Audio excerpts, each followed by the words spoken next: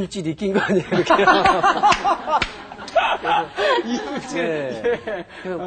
얘기도 마음대로 막 못 나누고 네. 굉장히 불편해 하시더라고요. 근데 좀 시간이 지나니까 네. 뭐 괜찮아지더라고요. 네. 다른 가정 친구들과 다른 우리 집의 어떤 부모님의 역할 이런 것들로 인해서 아이들의 가치관의 혼란 이런 거는 없었을까요? 어떻게 보면 우리 그 차영희 씨 집이 아니라 우리가 잘못된 생각을 하고 있는 거라고 생각할 수 있고요. 네.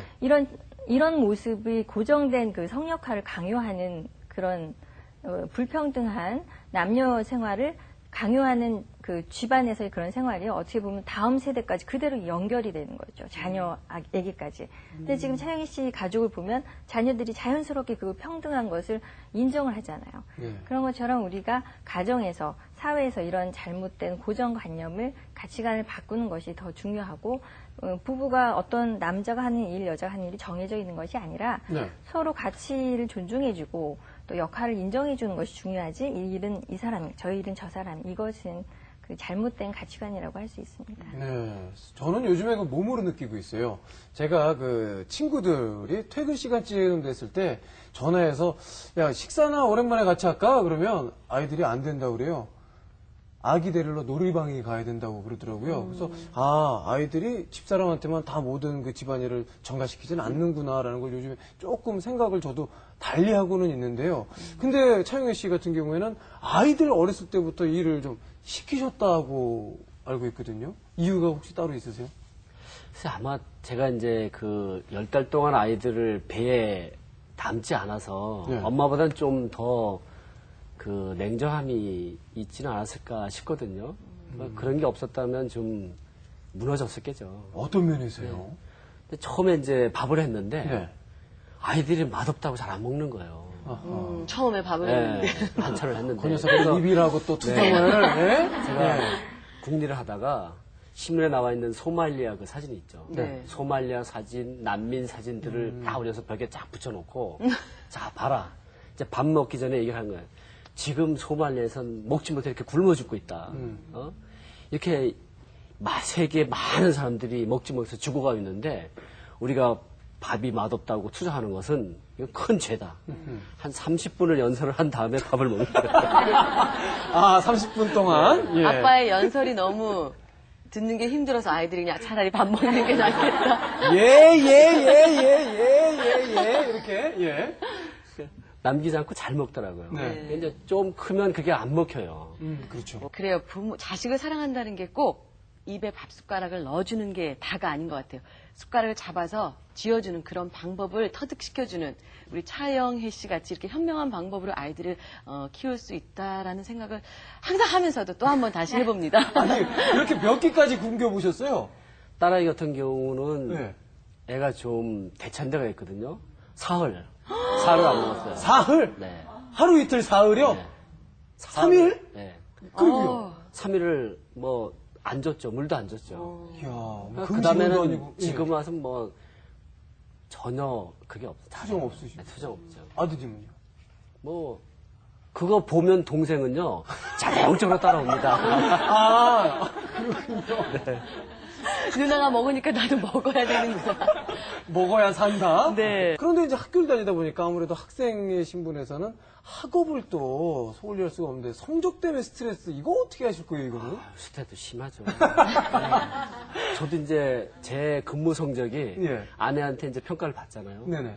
아이들 점수에 따라서 이제 이게 평가가 되는 거예요. 그럼요. 네, 애들이 점수가 좋으면 저도 살림을 잘한 거고, 애들이 점수가 안 좋으면 아무리 살림을 잘해도 이건 마음에 안 차는 거예요. 근데 아이들이 제일 싫어하는 게 공부하라는 소리거든요. 싫죠. 네. 전 지금도 싫어요, 저는. 예. 그래서 이제 저는 가능하면 공부하라는 소리를 안 하고요. 네. 뭐 자신을 속이지 말아라. 음. 자신을 속이지 말라는 것이 시험에 최선을 다하라. 예, 그리고 이제 영어를 1등의 목표를 두는 것이 아니라 수학을 1등의 목표를 두는 것이 아니라 1등을 한 다음에 무엇을 할 것인지. 어허. 예, 그다음에 중학교를 졸업하고 고등학교를 졸업해서 무엇을 할 것인지. 그러니까 그 공부하는 목적. 예, 그래서 그거에 많이 치중을 하거든요. 그러니까 우리가 왜 공부를 해야 되는지 또 뭐 조금은 거창하게 인생이 무엇인지. 이야. 예, 뭐 눈물 젖은 빵을 아느냐. 그러니까 잘 하던가요, 공부를? 그러니까 이게 시간이 많이 걸려요. 그래서 동기를 많이 주거든. 내가 공부를 해야 된다는 그 동기를 갖게 하면 그게 한 1년 정도, 그러니까 부모님이 좀 참으면 될 것 같아요. 1년 정도만 참으면 아이가 내가 공부를 해야겠구나. 그래서 부모가 이렇게 잔소리를 하지 않아도 책상에 앉아서 자기가 이제 계획표를 이렇게 짜서 공부를 하게 되더라고요. 아이들에게 참 욕심을 내지 않는 부모다라는 생각이 들었어요. 뭐 현 교육제도에 맞춰가려면 하루에 이곳저곳 학원들 또 아이들 데리고 다녀야 되고 또 그렇기도 한데 자기 목표를 딱 정해놓고 뜻대로 공부를 하게 해주신다는 그런 아이들이 참 부러워요. 부모들 입장에서 어떻게 생각하세요? 우리가 잘못된 생각 중에 하나가 가사노동이 여자의 것이다라는 것처럼 자녀교육도 여자의 몫이다라고 생각하는 것이죠. 그래서 지금 성적표도 왜 이거를 주부가 아이 교육의 담당자가 되어야 되고 잘못된 비난을 받아야 되는 이게 잘못된 것이죠. 아빠가 참여했을 때 훨씬 더 아이의 그 생각의 폭도 넓어지고 가치관의 성장이 훨씬 될 수 있는데 집에서 엄마가 맨날 요것만 지식을 쌓는 데만 좀 근시안적으로 공부를 시키기가 쉽거든요. 역시 지금 보니까 아빠가 교육에 참여를 하니까 역시 그 가치관이나 인성교육 이런 좀 풍부한 교육이 같이 동시에 이루어지지 않을까 싶고요. 보다 중요한 것은 요거 해라 저거 해라가 아니라 우리 가족 안에서 사랑을 바탕으로 내가 성장할 수 있는 그런 긍정적인 세계관을 갖게 되는 거고요. 그런 정서적인 안정이 되어야지 성공의 디딤돌이 될 수 있는 것이죠. 네, 이렇게 결과보다 동기를 중요하게 여기시는 차영회 씨. 매주 한 번씩 공부방에서 동네 아이들과 함께 시간을 보낸다고 하는데요. 그 현장 한번 찾아가 봤습니다.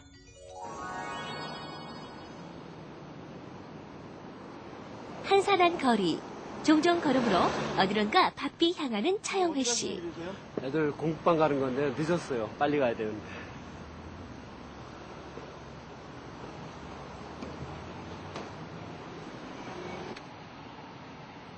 더운 열기로 후끈 달아오른 공부방을 환기시키고 일찍 도착한 아이들과 함께 수업 준비에 한창인데 어디선가 들려오는 짜증 섞인 울음소리.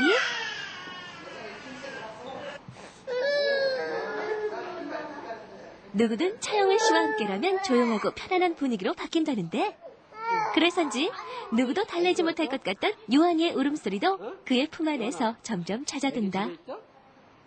애기 집에 있어? 네. 아이들을 일일이 직접 어루만져주는 자상함까지.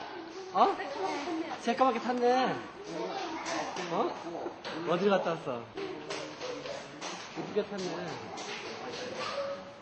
얘들아, 조용. 이제 앉아. 이곳에는 정해진 규칙이나 방법도 강압이나 체벌도 없다. 자유를 따라 아이들 스스로 공부하고 학습하는 것이 그만의 교육 철학. 차영회 씨도 이런 아이들의 모습을 바라보는 것만으로도 흐뭇하다. 간단한 몸풀기 놀이로 수업이 시작되고 한번 껴보겠습니다. 자에게 이름을 부르면서 자 나이 머리야 일어나라. 너무 세게 때리면 너무 아껴주세요.